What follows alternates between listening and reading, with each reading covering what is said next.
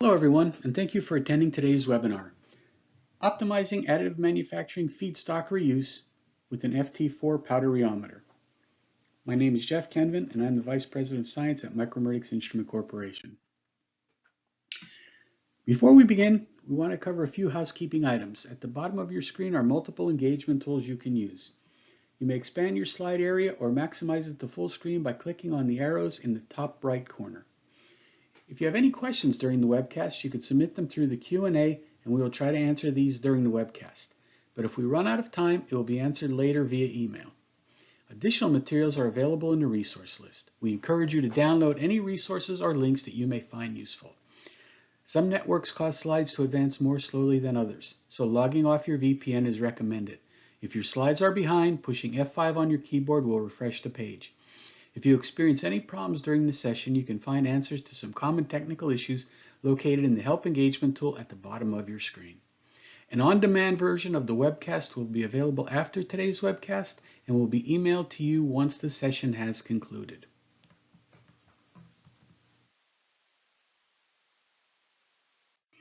I'm pleased to introduce today's speaker, Amalia Thomas. Amalia is currently the Senior R&D Officer at Freeman Technology, a division of Micromeritics Instrument Corporation based in Tewkesbury, United Kingdom. Amalia obtained her master's degree in physics and then completed her PhD in applied mathematics and theoretical physics at Cambridge. Her specialty is dense granular free surface flow rheology and size segregation. Amalia joined Micromeritics in early 2020 and manages a variety of R&D projects and collaborates with both industrial and academic partners with the purpose of advancing the understanding of fundamental powder behavior. Amalia, we are so glad you could be here today to share your insights on optimizing additive manufacturing feedstock reuse with an FT4 powder rheometer. Welcome to this Micromeritics webinar on optimizing feedstock reuse for additive manufacturing with an FT4 powder rheometer. My name is Amalia Thomas and I am Senior R&D Officer for Freeman Technology. In powder bed fusion type additive manufacturing processes, powders are used in several steps of the build process. Powder can be fed through a build platform as shown in the figure, which rises to supply the powder, or powder can be fed through a hopper which deposits powder in front of a spreader. This spreader, which can be a blade or a roller, then spreads the powder over the build platform to form a very thin layer of this powder. A laser or electron beam then sinters or melts the powder at specific points on the build, on the spread layer. Then once that's done, the build platform lowers, another layer is formed, the sintering is repeated, and so on until the build part is completed. Now, because powders are involved in several parts of several unit processes, then there are several points of the whole build where powder flowability can be an issue. Powder may not fill the hopper to the right amount, powder may not flow from the hopper, or it might feed too much of it. Powder may flow through the gaps around the feeding or build platform. Powder may not, or may clump or agglomerate during the feeding or during the spreading. And during the spreading, we may not be forming the layers at the desired thickness or with the desired density. Now, there are many, because there are so many process parameters involved in the build, for example, the speed of spreading, the filling mechanism, the spreader type, the layer thickness, and even chamber temperature. All of these contribute to whether the powder will flow well or not, and that will have an impact on the quality of the printed part. The combination of feedstock powder properties and process parameters is critical to the quality of the finished part. When making a change either to the feedstock used or to any of the process parameters, it's usually desirable to know whether that change will lead to a successful build, or flowability issues will cause problems leading to poor quality parts. This is particularly true for the reuse of powders, of which, as we have seen before, significant amounts are usually left over after builds. But especially if powder has been exposed to high temperatures for a long time, or if that was near sintering points during the build process itself may have affected the flow properties of the used powder in a way that makes it unsuitable for it to go through again. Print trials can be expensive in terms of the energy usage and the time that they take, so it may sometimes be cheaper and easier to just discard it rather than carry out a print trial. Before that, what we suggest is that powder testing can be an extremely cost-effective solution to assessing whether a reuse strategy in particular delivers a worthwhile gain, or even to suggest changes to the process parameters that may account for any flowability changes seen. Powder flow testing helps us carry out this analysis. In the following sections of this talk, I will explain the methodologies facilitated by the FT4 powder Rheometer that are relevant to operations in which powders are typically made to flow in additive manufacturing machines. I will explain the metrics measured by the FT4 and then give 3 examples of how it can facilitate feedstock batch-to-batch differentiation, the effective use on powder flow and its processability, how it can predict the likelihood of problems occurring during build, assess the impact of powder treatments, and even evaluate the suitability for powder treatments. We can carry out a variety of tests, so I'm first going to describe the methodologies that are relevant to typical AM processes. The first methodology I will describe is the stability and variable flow rate test. It basically consists of moving a precision twisted blade through a constant volume of powder in a defined helical path at fixed speed. The blade, which is helical in shape, as we can see in the figure on the right, is moved downward through the powder in 2 modes. During what we call a conditioning cycle, the blade is moved in a gentle clockwise slicing motion into the powder, creating a consistent low-stress homogeneous packing state before testing. This step is very important because it removes history from the powder packing state. When the powder is transported, for example, vibrations can cause the powder to consolidate, and so they could be more difficult to make to flow. Or as another example, when loading the powder into the testing vessel, different operators, different people in the lab, might influence how densely the powder packs inside the vessel before testing. The conditioning step then ensures that all powders begin tests in the same state, and that we are measuring powder flow properties irrespective of their history or of the influence of the operator. This is an essential step for the repeatability and reproducibility of results. During what we call a test cycle instead, the blade is moved downwards while rotating anti-clockwise, and as it moves through the powder, it compresses it forwards and downwards as it moves into it. This is in contrast to the gentle slicing and lifting effect of rotating the blade in the opposite direction during conditioning. During this forced flow in a test cycle, the FT4 continuously measures the blade position, or better, its height from the base, and it also measures the torque and vertical force that the blade needs to apply in order to maintain its motion at a constant speed through this fixed path. With the measured forces and knowing the path moved by the blade during this downwards traverse, we calculate what we call the basic flowability energy, which is a measure of the work done to induce flow in this well-defined way through the powder bed. The blade carries out an aggressive compaction mode of flow. The FT4 measures the blade position, force, and torque applied throughout the downwards traverse to calculate the basic flowability energy, or BFE, which is a measure of the work done to induce flow in a confined space. Upward traverse of a test cycle, as the blade comes out of the powder in the reverse path, the blade performs the action of gently lifting and separating the particles. Because there is no lid on the powder, it is then made to flow in an unconfined space, and the work necessary to move the blade upwards does not depend on the powder's compressibility. So it's a different measurement to the basic flowability energy. On the upward traverse, the action is lifting and separating, so the work done is a measure of the mechanical interlocking and interparticle friction. After a test cycle, the FT4 then reports the work done during both the downward traverse, the BFE, and the upward traverse, which we divide by the powder mass to give what we call the specific energy. Now that I've explained the 2 modes of blade motion in the FT4, I will explain the steps followed during a stability and variable flow rate test. To begin with, an FT4 glass split vessel is filled above the split line marked by this plastic divider seen in the figure. It's important that the operator fills this vessel above this line. This whole mass of powder is then conditioned with the blade, as explained a couple of slides ago, to ensure that the powder is in a repeatable state before beginning a test. This removes, if you'll remember, this removes any powder history and operator influence. After conditioning, the vessel is then split. Splitting the vessel consists of dividing it so that the volume exceeding the lower glass cylinder, so everything above that split line, is removed. In this way, we make sure that tests are always carried out on an equal volume of powder. And splitting for a stability and variable flow rate test, the FT4 carries out 7 test cycles at the same speed. In the graph on the right, we see 7 points marking the energy values reported for the blade to move downwards through the powder 7 consecutive times. The point of doing this is to assess whether the powder settles over time or whether the flow properties change because of the test.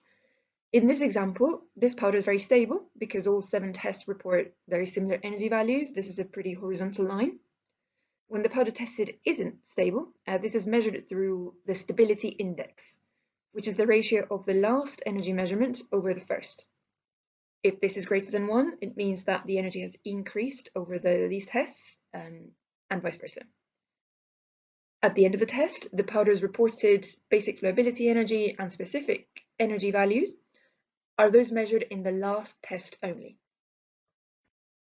After these first 7 tests, we then evaluate the powder's sensitivity to flow rate by making the blade move through the powder through the same path, but at different speeds.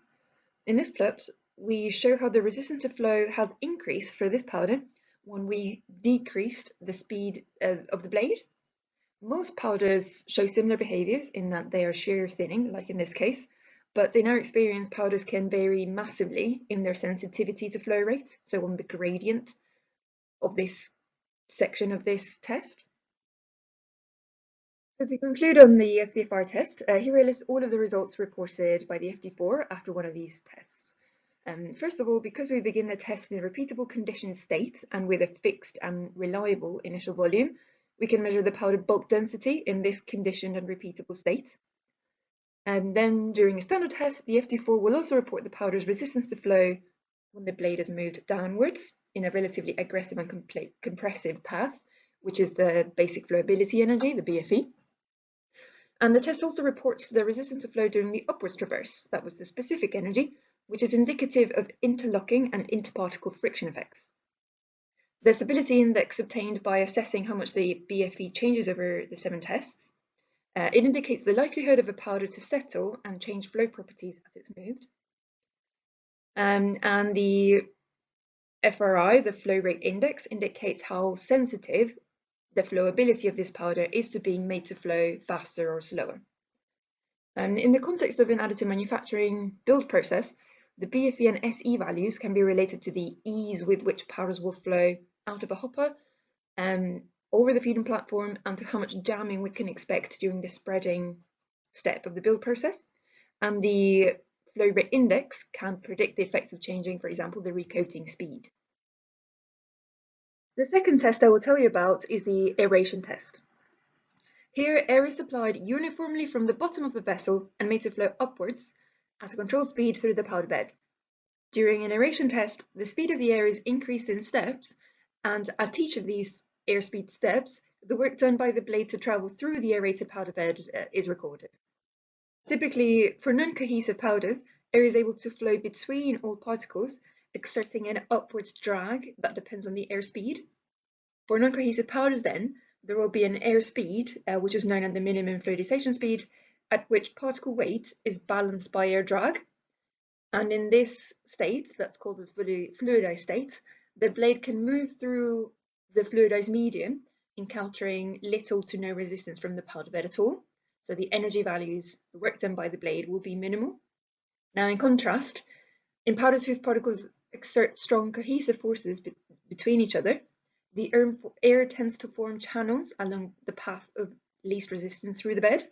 And once the channels or plugs are formed, then air doesn't flow between particles, it doesn't exert drag, and then the powder does not fluidize. For these cohesive powders, even at high air speeds, the blade will encounter non-negligible resistance.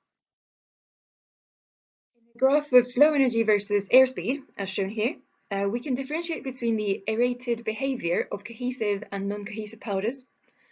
At high airspeeds, non-cohesive powders that are Geldert Group A type powders will return a minimal energy values at high air velocities, whereas for cohesive powders, which are more like Geldert Group C powders, they will plateau at non-negligible aerated energy values at high airspeeds. So the aeration test differentiates powders according to their fluidization behavior, and it allows them to be classified into cohesive and non-cohesive powders depending on that. We suspect that the aeration and fluidization behavior of powders is relevant both to how powders discharge from hoppers, if that is how the feedstock material is fed in your particular system, and for fine, light, and AM powders. This fluidization behavior is also relevant to whether it will be prone to fluidizing during the spreading step of the build process. In the permeability test, as the name suggests, the aim is to measure the powder bed's permeability, that is how easy it is for air to flow through the powder bed at a given speed for a given bed height. The calculation to measure any porous bed permeability really is based on the well-studied Darcy's law, which is shown here in the slide. Darcy's law measures permeability in terms of the pressure gradient necessary to make a fluid flow through a porous medium at a given speed.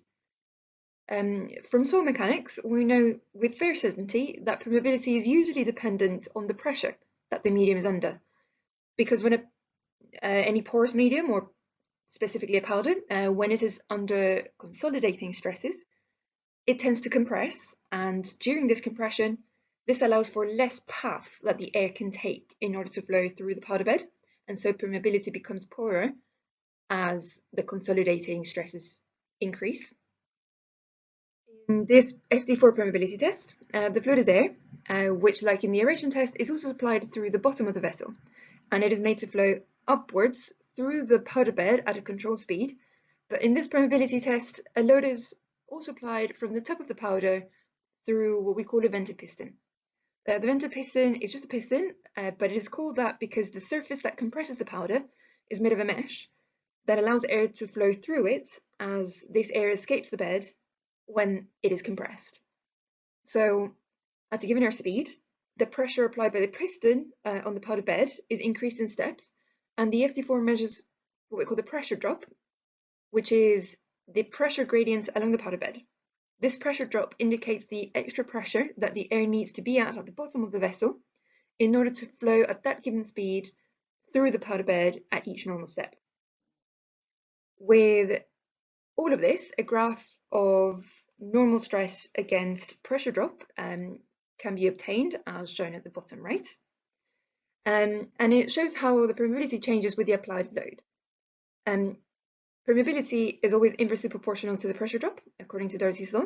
So powders that end up having higher pressure drop values will have lower permeability and vice versa. Permeability can be a very important value in the context of additive manufacturing, because it's a critical factor in whether feedstock powder will be fed correctly through a hopper. This is because in order for powder particles to be dropped through the hopper opening, air must be able to flow between them in the opposite direction and fill the space that they left inside the hopper.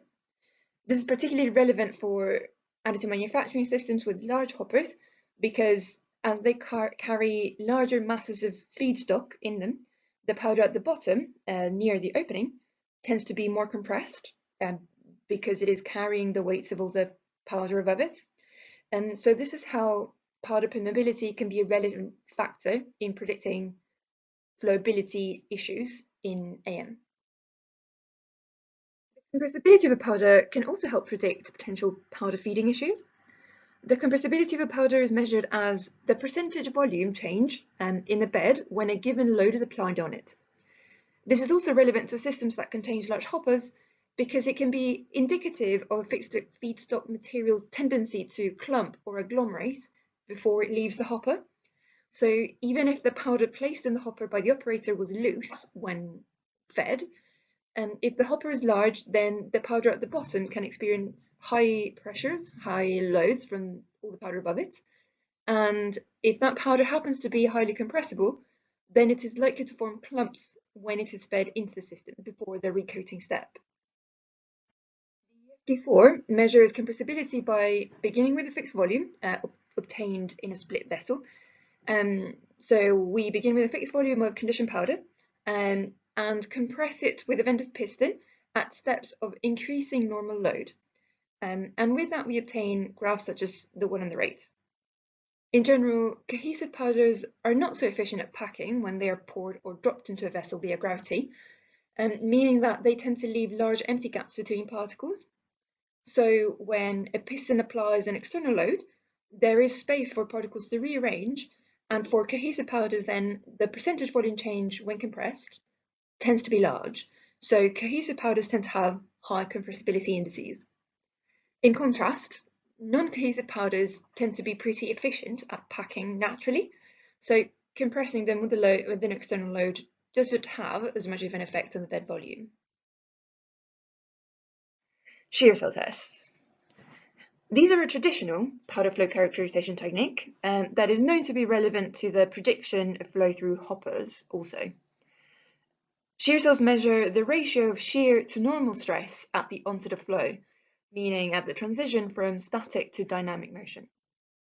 The FT4 shear cell head looks like in the picture. It is made of a piston, which is solid and has a number of perpendicular razor blades. The shear cell head is then made to compress the powder at different normal loads, and at each of these steps, the head is made to rotate at a given speed until the yield torque at failure is measured.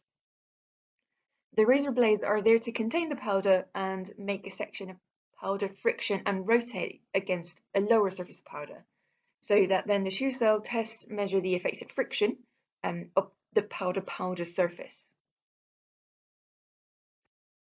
With the yield torque measured at incipient failure points at each normal pressure step, this test obtains plots of the material's yield locus. From this kind of plot, several parameters can be traditionally obtained, such as the flow function, which depends on the gradient of this yield locus, the unconfined yield stress, the sigma c and the figure, and also typically the cohesion value, which is where the yield locus meets the y-axis. Shear cell tests have been widely studied and used in the design of hoppers across industries, but they are usually relevant to the prediction of powder flow behavior when it is under large stresses. Perhaps these results are not so relevant to operations where powders are under low stresses, such as, for example, the spreading phase. Finally, the last test that I will talk about is the wall friction test. This is similar to the shear cell test, but instead of measuring the effective friction between two powder surfaces, it aims to measure the friction between powder and a given material surface. The material surface is usually made to represent the material that makes up the process equipment. The wall friction test then consists of its own kind of piston, where the surface that compresses the powder is now made of whatever material you want to study. Usually it's stainless steel of some given roughness. This coupon or piston compresses the powder at a target pressure, and then again it is rotated at a fixed speed until the yield torque is measured. The ratio of shear to normal stresses between the powder surface and the material coupon is then the effective coefficient of friction between the two surfaces, which can also be related to the angle shown in the graph and called the wall friction angle. This test is usually carried out to assess how powders will flow against the surface, but in the context of additive manufacturing, it may be a relevant parameter in predicting how the first layer of the recoated powder will form against the build platform, or potentially when assessing the effects of changing, for example, the recoater material. It might be a relevant parameter then. These are all the relevant testing methodologies that I will talk about today. So let me now share with you a few case studies. These are applications carried out in collaboration or independently by third parties, where we were able to apply these methodologies to address specific issues related to powder reuse for additive manufacturing. In this first case study I will share with you, we were approached by a local company that built their own additively manufactured parts from metal powders. And they approached us to develop a strategy, firstly for differentiating the flow of properties of newly bought and used powders, and secondly to see if we could develop a strategy for powder reuse. I mentioned in the introduction that a significant amount of powder can be left over from powdered bed fusion additive manufacturing builds. Metal powders in particular tend to be very expensive, so any strategy that means less of it was wasted and that more of it was used more efficiently was welcome, especially as print tiles can be very costly too. The fresh batch of powder that they were confident would produce a quality build, and the used leftover powder from a build they had done using the same virgin powder. We immediately found that the BFE, the basic flowability energy, which was the work done by the FT4 blade in order to travel through a fixed volume of powder, we found that the BFE was drastically increased by the build process for the used powder, meaning that going through that build process made this metal powder significantly more resistant to flow. As often the build chamber is heated to improve the sintering quality, that means that it is possible that this excess powder was exposed to very high temperatures for a prolonged time. It is likely that the build chamber temperatures were too high for too long for this powder, maybe causing particles to partially fuse, or perhaps that this material spouted during sintering, forming satellites around the large particles, and thus changing the average particle shape or particle size distribution. In any case, it was clear that the build process changed particle size distribution for the powder in a way that was detrimental or counterproductive to flow, and that this worse flowability of the used powder was reflected and caused the poor quality in the build part using used powder. The first strategy attempted for reusing this used powder consisted of sieving the powder with the aim of removing the relatively large particles formed unintentionally during the build. But the BFE measurements show that the powder's resistance to flow is not really improved much by this sieving. So this sieving doesn't have much of an impact on the flowability of this used powder. The BFE decreased only a little bit, but we can see that it remains still pretty close to the used powder and much higher than the virgin powders. What was a more successful strategy for reuse was the mixing of virgin and the used batches. We attempted this in several different proportions, and interestingly, we found that a 25-75% ratio of either virgin or used obtained lower BFE values than a 50-50 ratio. So we wondered about this, and we found that there are reports in the literature and there are research studies that show that a smaller particle size may lead, in some cases, to better flow.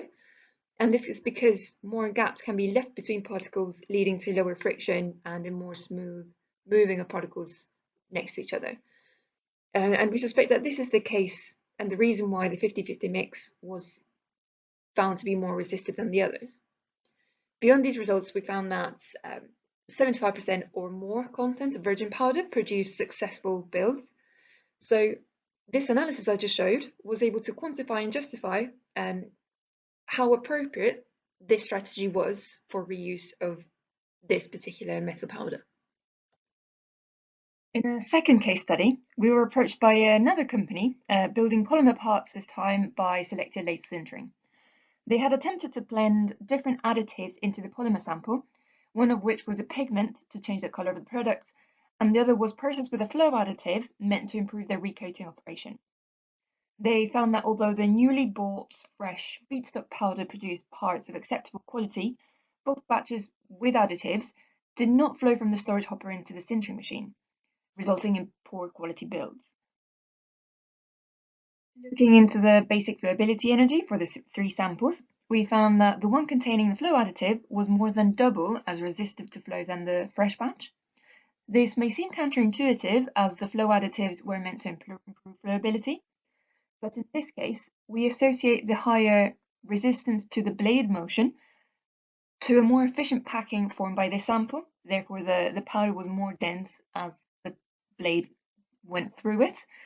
And and having more densely packed powder ended up being counterproductive for the feeding operation.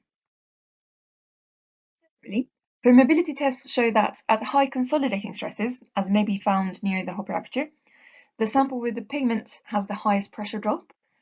It's the highest in this graph, which means that it's the least permeable.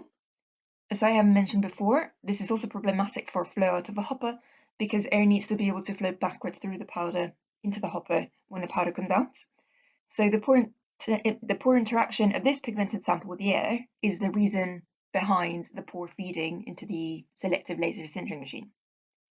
Going back to the batch with the flow additive, we can see that this has a low sensitivity to the applied normal stress. The variation in pressure drop isn't big as the applied normal stress increases. And this, coupled with an observed lower compressibility, also suggests that the flow additive just packs very efficiently and forms very dense packing. What I find interesting about this case study is that the two samples, the one with the flow additive and the one with the pigment, when compared to the virgin sample, they both flow poorly in the feeding process as a consequence of two very different powder flow properties. The sample that's mixed with the flow additive packs very efficiently and very densely and therefore is harder to move as in bulk, while the sample with the pigment has much lower permeability than the hopper was designed for. However, despite these two very different properties that these two powders have, they both lead to the same processing issue. This is why there will never be one single parameter that describes how powders flow in every single situation, and it's important to obtain a full picture of how particles interact during powder flow in order to predict how they will behave in a process. Finally, for the third and last case study, I'll share with you some work carried out with Relay 3D on polymer powders for selective laser sintering. Relay 3D was developing a rejuvenation process. We cannot share the details of this rejuvenation process, but it was meant to restore powders that had been used already and that didn't perform well in the printer. However, they found that going through this rejuvenation process, not all of the batches of powder were successfully rejuvenated. That sometimes meant that some of the rejuvenated powder performed well in the printer when reused, but on other occasions it didn't. So the rejuvenation process was successful in some cases and unsuccessful in others. The rejuvenation process was justified because it reduced waste and savings in raw material, but it was still expensive, so it was best to attempt to predict which batches it would work on before actually applying it. So the main aim of this collaboration was to identify which powders it would be successfully applied to before the costly rejuvenation process was applied, because it had a cost in itself. Relay 3D applied a few materials from fresh and not used to some of the used powders before the rejuvenation process and after the rejuvenation process that were either successfully rejuvenated or unsuccessfully rejuvenated too. What I'm calling used material 1 on this figure was the leftover powder from a build that was put through the rejuvenation process successfully, meaning that this used material 1 was successfully reused later on to produce parts of acceptable quality. Now, these two graphs show the aeration energy, which is the resistance to flow when the powder bed is aerated. So on the left, we've got the aeration energy, and on the right, the compressibility of the material before and after the successful rejuvenation, before it was successfully reused. We see that in this case, the rejuvenation process led to a significant decrease in the aeration energy, implying that it lowered the strength of the interparticular forces and made the used powder less cohesive and therefore more appropriate for reuse. The second pair of graphs correspond to used material 2, which was a powder that had been used once already, but then when it was put through the rejuvenation process, that proved unsuccessful, meaning that rejuvenated material 2 did not build quality parts. And we don't know why at this point. In this case, the aeration energy was increased by the rejuvenation process, so it was unsuccessful in reducing the cohesiveness of particles. From this analysis, we were able to determine that the aeration energy was a key to predicting whether the rejuvenation process was successful or not. reducing the risk of then building with unsuitable powders that had been unsuccessfully rejuvenated. So our question was, how could we have predicted that material 1 would lead to a successful rejuvenation, but material 2 wouldn't? For that, we looked at a parameter called the normalized aeration sensitivity, which is calculated as the aerated energy when air is passed through the powder at a certain speed, which is 2.5 millimeters per second, but normalized by the speed of the air and flow energy when it was not aerated at all. So this parameter indicates how sensitive the powder is to aeration relative to the flow energy when it was not aerated at all. It has been used in the literature before, and I put here a reference as an example, where this parameter has been used before to relate to the ability of a powder to spread without agglomerating.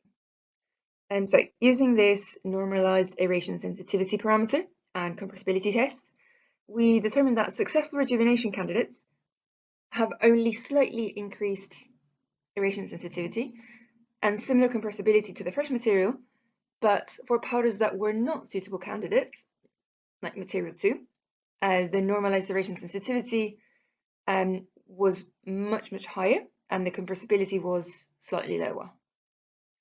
So based on these two parameters, we determined our criteria for identifying suitable candidates for successful rejuvenation before going through the costly process of rejuvenating, let alone a print trial after. To test the validity of this criteria, Relay 3D supplied another set of samples. We applied the criteria to a new grade of the same base powder, and even then, once again, the successful candidate for rejuvenation was identified through the aeration characteristics and compressibility data. And what we're showing here is that we also saw the same pattern in the successfully rejuvenated material, proving that the method worked for this new grade of the powder also. To wrap up and summarize all that I have said today, here are my conclusions. Powder flow testing can be an extremely cost-effective method compared to a print trial for assessing whether any proposed change to a process parameter or the application of a strategy is worth carrying out. This change to the process or feedstock powder used can include trying a new supplier, identifying differences between batches from the same supplier. It can be whether it's worth reusing the powder as is or after a treatment. And in all these cases, powder flow testing can help predict the likelihood of defects and problems to occur downstream in the process. But the main point I want to make today is that the FT4 powder rheometer facilitates a variety of tests that provide insight into different aspects of powder flow behavior and therefore its processability. This is important because a single flowability metric will never be enough to predict powder behavior in all scenarios and through all steps of an additive manufacturing process. How powder behaves under high or low consolidation stresses is different, as is if shear rates are high or low, under different processing conditions, etc. All of these factors will make the processability of your powder different. Instead, therefore, what we need is a multifaceted approach to understand the full picture of how particles interact with each other under different conditions. So thank you very much for your attention today. I will now be happy to take questions.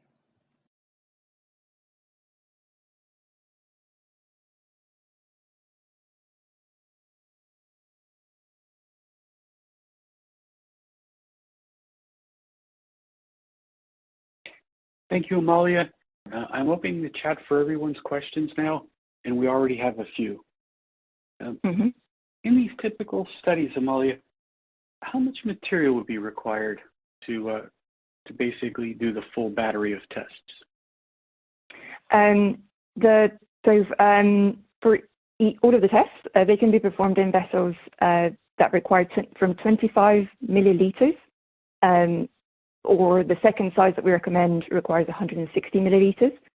So that's how much you would need to carry out one test. We recommend to carry out every test with a separate sample just to make sure that it's fresh. But if you are really tied up with the amount of powder that you can use, then you can redo them on the same sample. So those are the minimum quantities. They're based on volume, not on mass. So 25 milliliters or 160. Great. And that would be for, we would just take that and multiply it by the number of tests. So yes, exactly. Practically, you would want someone to send you what quantity of material? A liter of material? Yes, a liter would be great. Plus, always a little bit extra just in case. Or half a liter would probably be enough. Less than that, we just have to take into account that each test may have been affected by previous ones. Yeah, half a liter to a liter is ideal. And to perform the full battery of tests that you described, yes. What type of duration, how much time would be required? So the time required for each test doesn't depend on the size, because the test procedure is the same for any size of material that you're using. Tests vary, but around the 10-minute mark per test.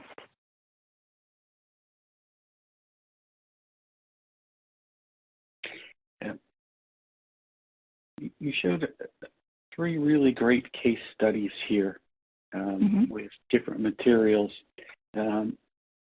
When you start performing this, when you start looking at this from a testing standpoint, do you have a favorite go-to test that you would perform first when looking at these materials? So that's a very good question, and the answer is it depends on the application, because which test is most relevant depends on what application you're thinking it for. For example, for flow-through hoppers, because the powder tends to be under high stresses at the opening of the hopper, then shear cell tests might be the most relevant one. But for other operations, say fluidized beds, then obviously the aeration test might be the most relevant. And in the case of additive manufacturing, because it consists of several parts, powder needs to be fed, and then it needs to be spread, and also needs to be collected, then I don't think that there's a single test that will give you all the answers. So depending on which question you're trying to answer or what part of the process you're interested in, then that will affect which test I would recommend as favorite.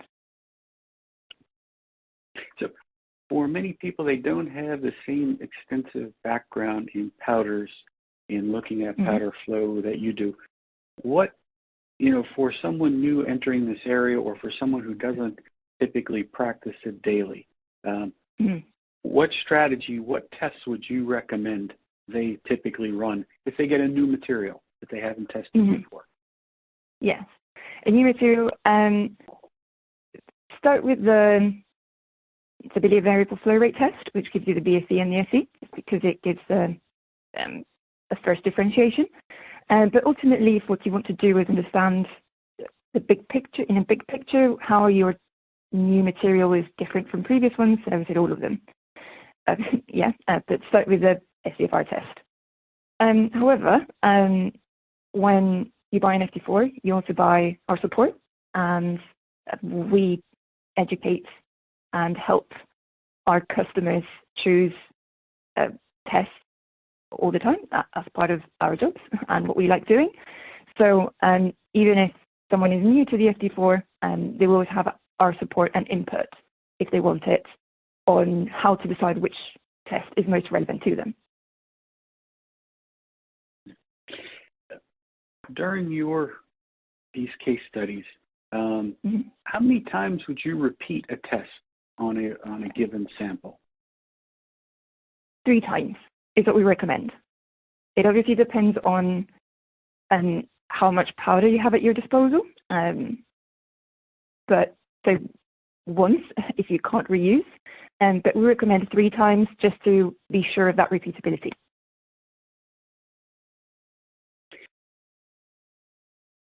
This is a good question comparing to things that you're measuring on the FT4 versus what potentially can be observed during manufacturing or use of these materials. Have you seen any studies, or is there a way to compare the speed of what's being set on the Rheometer versus the linear speed of a recoater in an AM machine? So as you mentioned, as you noted, the FT4 blade motion is rotational, whereas the Rheometer is linear. So they won't be perfectly matched. You won't have a proportionality, but you are very likely to have a non-monotonic correlation. So if the Rheometer measures, for example, a high flow rate index, a high increase in the resistance to flow with flow rate, then it's very likely that in your recoater, there will be a maximum speed beyond which the recoating won't be good anymore. Now, exactly what that speed is doesn't just depend on powder properties, but it might depend on what thickness layer you're going for, what temperature the chamber is at, and the recoater type, etc.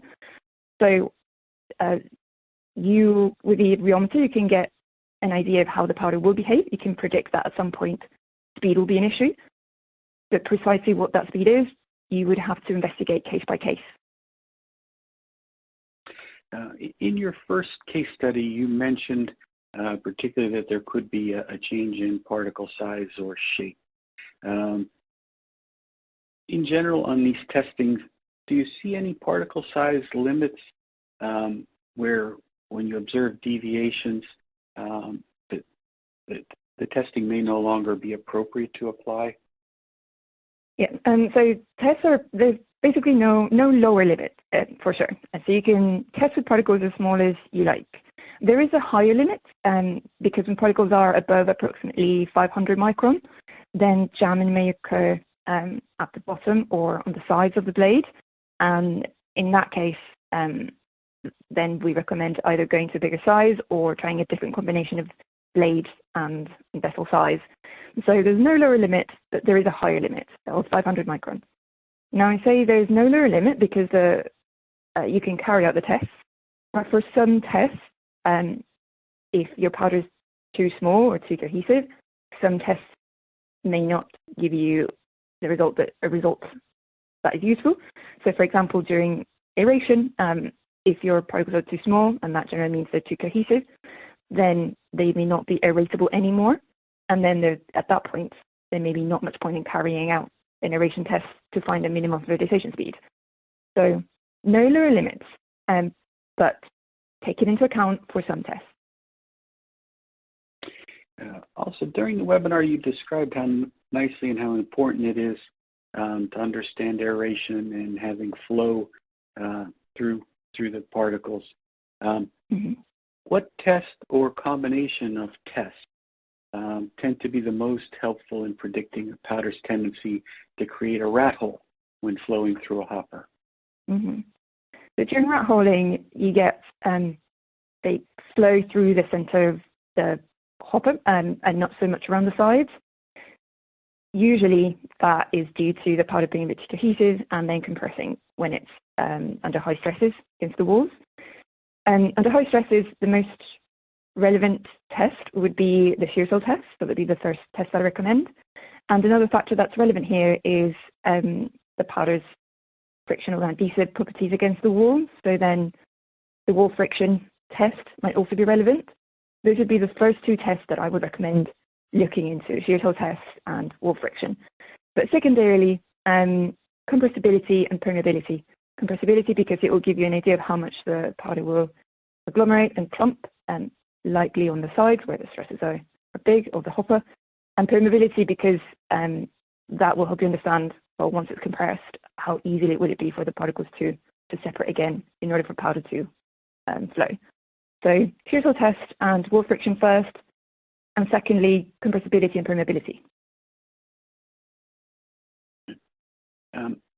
In the final section, when you were discussing rejuvenation, can that be very analogous considered for metallic powders like polymeric materials?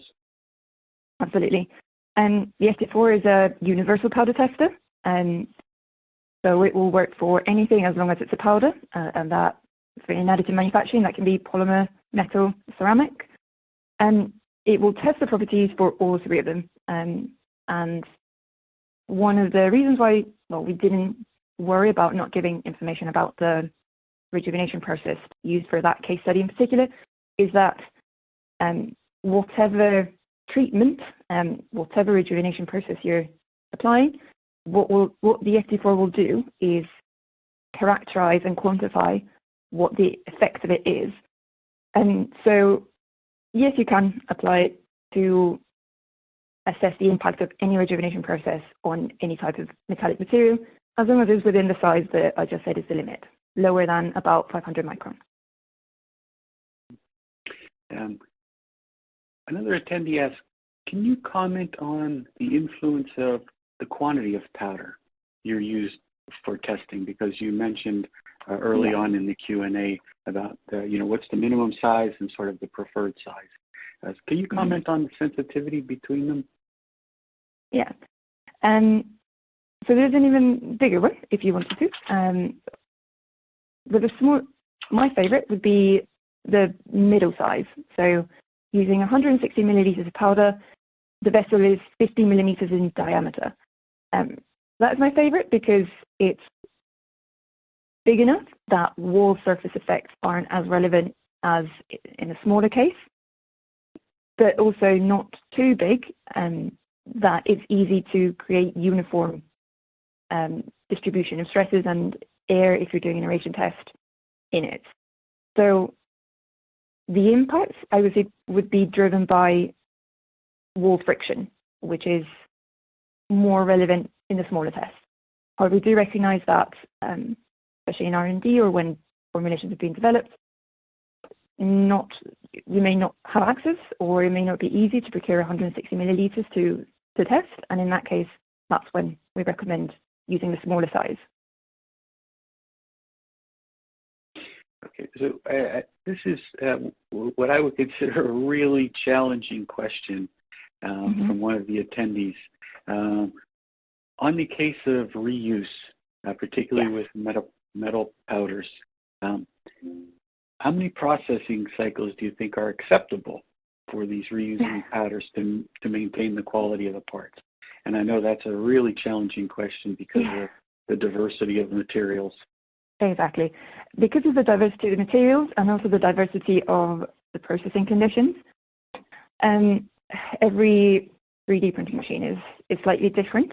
And for example, if you build large parts, then a lot of the powder that's not used is close to having another part of powder being sintered, and that it's that proximity that causes problems. So if you're building a big part, then I think it's usually, in our experience, less likely that you can reuse the powder, or you'll be able to use it for less cycles. But if you only sinter small parts in a big chamber, then you're a bit more likely that some of that powder may be reusable. So it depends on the process, and it depends on what you've built as well. And so that's why this question is challenging. But we have done studies. So I showed one of them where we assessed how much we can mix of virgin and reused and used.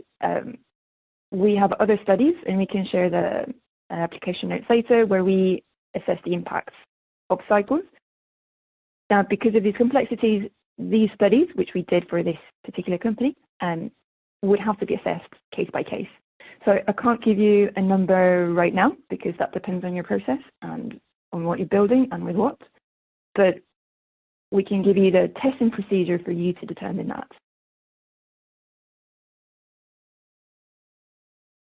Thank you. That was a great Q&A session. That's all the questions we have time for today.